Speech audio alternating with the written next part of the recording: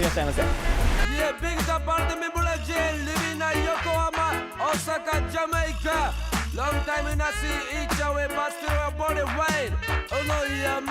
どんな時でも一緒につるんでバカをやったり街を流しモントリオールで中道っていうラーメン屋さんをやってます岩切純平って言います。よろしくお願いします。で遊んでたやつ通学路が一緒だったあいつスカートばっか中道でヘッドシェフやってます。明日に海地です。臭かったやつ背が喧嘩に負けたら真っ先に相手を分2015年の年末12月ぐらいにモントリオールのダウンタウンで最初オープンしました。で2019年コロナ前にちょっともともとこのロケーションの、オーナーが知り合いで、ここを買うっていう形でこっちにもう1店舗出そうと思って一応始めたんですけど、ちょっとコロナの煽りもあってダウンタウンの方はクローズというか、本当はちょっと移転という形で実は今プラトーの方にもう1店舗準備してるんですけど、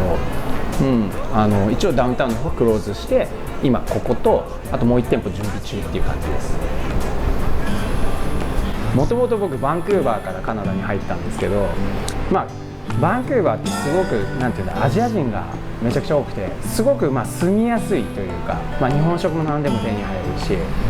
で先輩とかもたくさんいるしで、日本人コミュニティの中で結構生活していて、いやなんかこれちょっとあんまり外国っぽくないなみたいな。僕もともとバックパッカーだったんでやっぱ海外で生活したいっていうのがまずなんかファーストプライオリティっていうかで、そんな頃一緒に住んでた後輩がモントリオールに旅行で来て戻ってきたら「いや純平さん、いやモントリオールフランス語ですよ」と。で僕それ聞いて「いやなわけねえだろ」とカナダなのにって。もちろんモントリオールっていう街自体は知ってたんだけどフランス語の場所があるっていうのが全然イメージつかなくて、で次の日ちょっと Google で調べたらその公用語がフランス語で街はバンクーバーより大きい。これどんなとこだろうと思って、でそしたら当時あんまり日本食のレストランとかなくて、で僕の先輩で、グーっていう、居酒屋をバンクーバーとかで経営されてる経営者の先輩がいるんですけど、そのグーの北さんっていうその会長さんが飲み友達で当時でよく一緒に飲んでたんで、北さんに「いや北さんなんでトロントにはお店出してるのにモントリオールには出さないの?」みたいな話をしたら「いやバカ野郎自分ってあそこは別の国だ」と。でと思って、やっぱ街は大きいで公用語がフランス語で北さんみたいに成功されてる方がちょっと二の足を踏むみたいなのを聞いて、これかもと思ったんですね。でなんかお店はやろうと思ってたんで、それで気になって調べ出したら僕が今やりたかったようなこういうなんか普通の東京にありそうな普通の日本にありそうなお店みたいなのがあんまなかったんで、それでもうすぐビザ取ってこっちに移ってきて、でモントリオールで始めました。僕その20歳の頃にニューヨークに2年留学してた時があって、その時に日本食のレストランで働き始めたのが最初で、日本に帰って飲食店で働いてまた海外行ってまた働いてっていうのを繰り返してて、でここにたどり着いたっていう感じなんですよね。だからもともとはそうですね、ニューヨーク、トロントでモントリオールのレストランで働いてて、そうですね、大体その居酒屋だったり焼き鳥だったり、前はラーメンも 2店舗やってましたし、そうですね、それでここに来たっていう感じですね。はい、そうですね。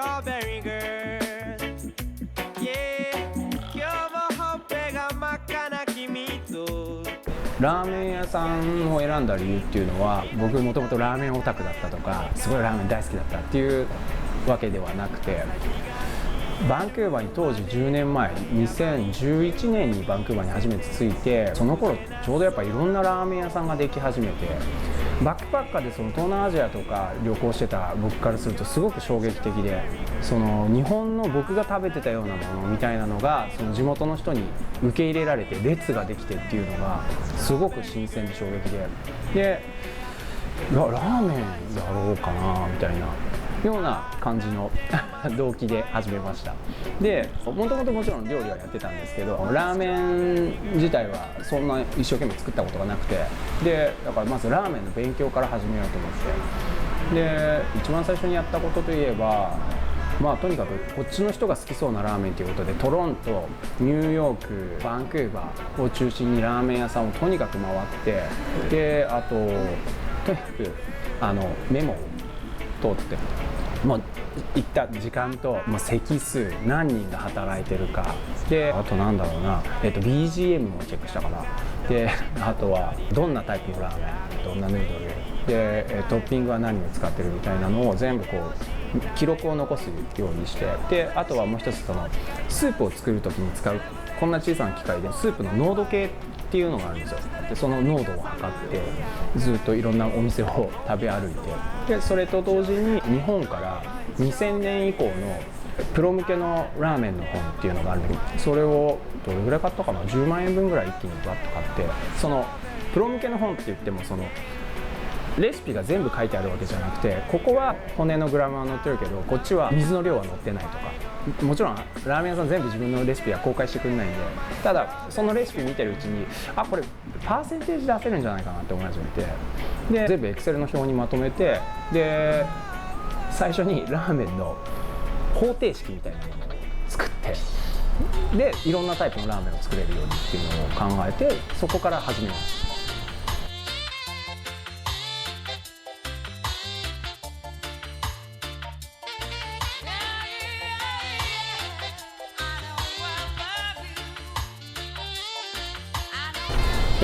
これがなんだろうな、ラ・ルセット中道っていうことになってるんですけど、僕が影響を受けた本っていうか、ちょっとシャレでこれ全部読んだら中道作れますよみたいな、ここからこういう影響を受けましたみたいな感じ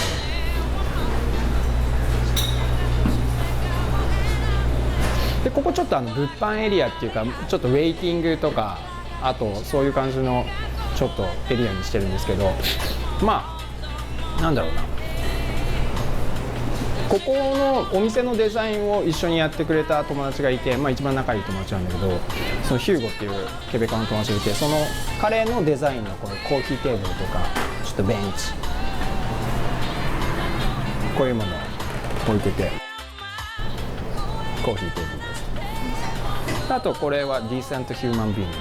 て言って、僕の友達のブランドで、これからちょっとこのエリアは、アパレルというか洋服をちょっと置いてったりとか、あとちょっと物販やろうかなと思ってて、ディーセントヒューマンビーイングと、あとマルオーっていう若い子たちのブランドにプラスして、中道の僕らの作るちょっとアパレルと、このヒューゴのこういうちょっと家具と、あともう一人ファニチャーの家具のデザイナーのお友達がいて、その4つをフィーチャーして、であとちょっとセカンドハンドでポーターとかもやろうかなと思ってるんですけど、そこでちょっとここセレクトショップみたいな形にしていこうと今企んでます。あとは中道のなんていうんだろう、内装とかで言ったらやっぱこの壁が結構特徴的なのかな。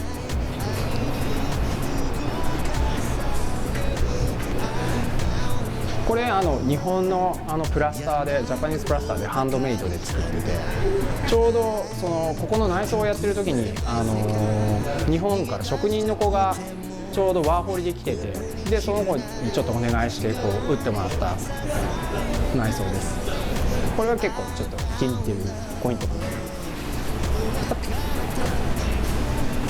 で、あとはそうですね、彼は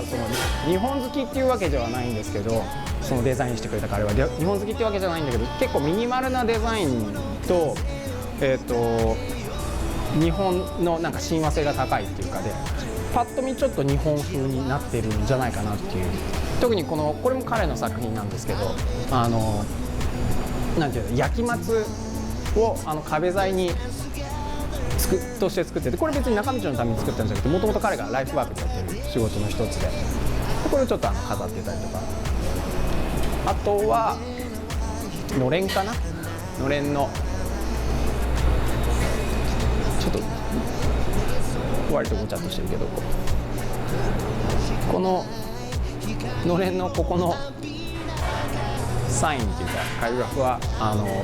僕がちょっと書いて、それをその友達がちょっとハンドライティングに直してくれてっていう。これちなみにラーメンって書いてあります、実は。わかるかな。俺らは一人じゃない残酷な世界